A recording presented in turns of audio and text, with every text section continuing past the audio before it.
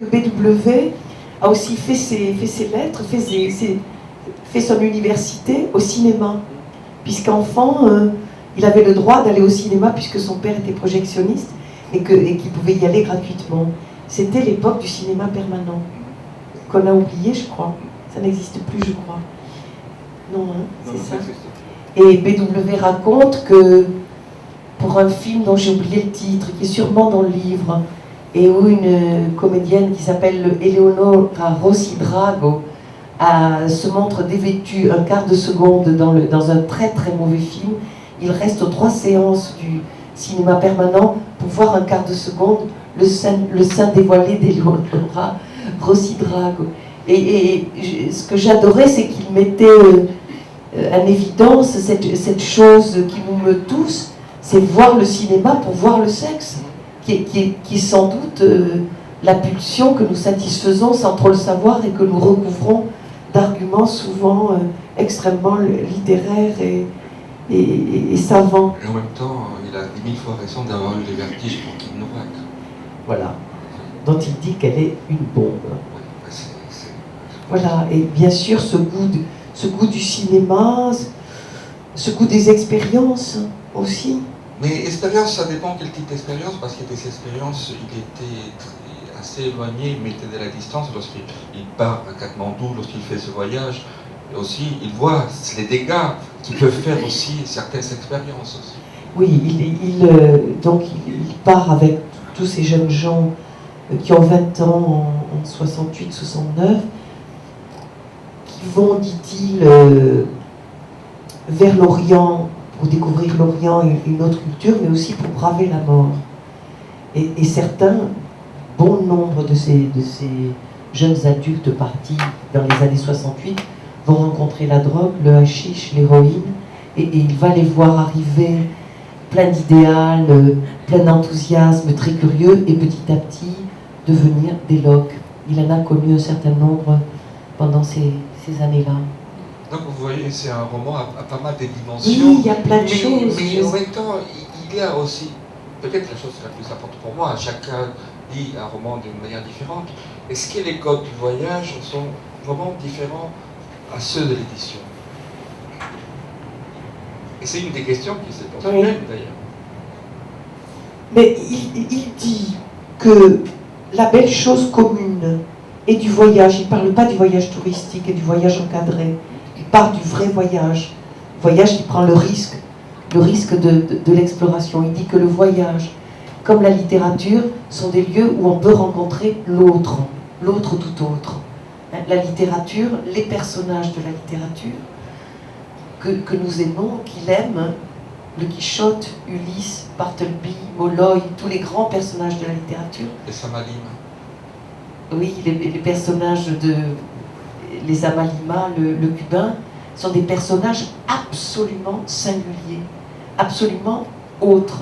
Et la littérature comme étant le lieu encore où l'autre existe dans un monde où on nous voudrait tous les mêmes. C'est cette communauté qu'il trouve entre le voyage, le vrai voyage, et la vraie littérature, comme le lieu où l'on rencontre la singularité, l'autre tout autre des philosophes, l'autre absolument déconcertant, inconcevable, et même incompréhensible. Et il dit que une des beautés du voyage, c'est d'être confronté à l'incompréhensible, comme une des beautés de la littérature. C'est Pascal qui le dit. Oui, mais en même temps, on peut se demander pourquoi les éditeurs ne voyagent pas un peu plus, en fait. Et c'est des questions, parce que peut-être c'est les seuls à avoir fait ça, un des rares, mais en même temps, ils se demandent pourquoi, et je ne sais pas si c'est vous, ou c'est la romancière, ou c'est lui qui se dit à un moment donné, mais peut-être que je n'ai pas compris tous les codes de l'édition. Oui. Hein? Oui. Oui.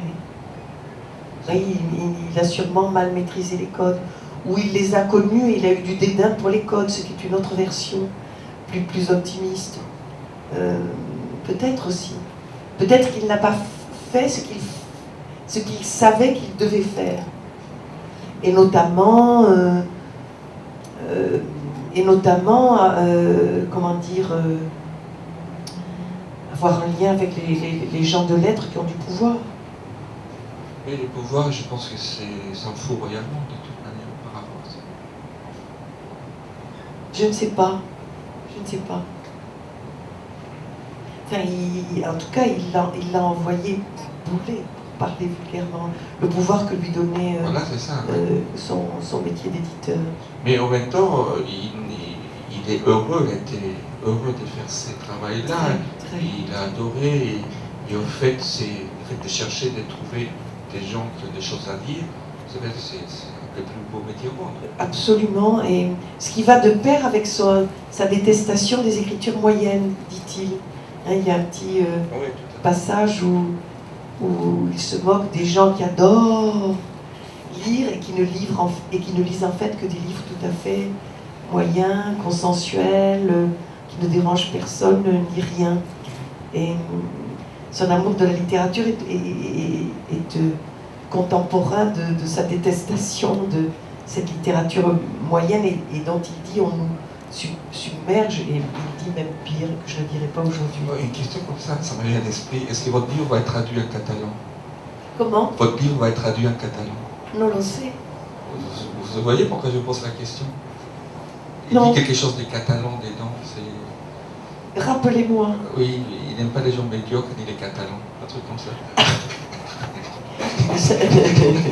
Non, mais ça, c'est Non, c'est un jeu de mots. c'est un jeu privé, puisque ma mère est catalane. Et...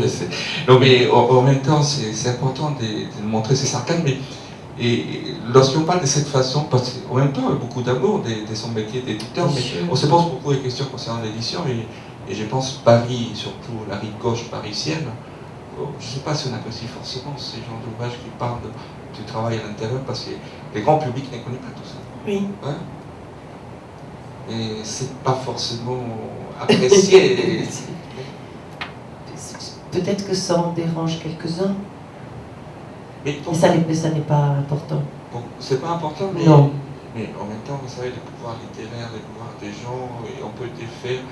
On pense aussi qu'ils ont beaucoup de pouvoir, mais aussi les bouche-oreilles, et les lecteurs font aussi la différence. Je sais bien. Oui, c'est ça. Ouais. Il faut faire le pari des lecteurs. Par rapport aux autres ouvrages que vous avez écrits, est-ce que ça a été plus facile ou plus difficile d'écrire celui-là? Parce que c'est beaucoup plus personnel, c'est très dur. Très immoralement, je vais dire que dans cette période où l'atmosphère était au drame, j'ai eu un immense plaisir à l'écrire. Et c'est venu très facilement et très vite.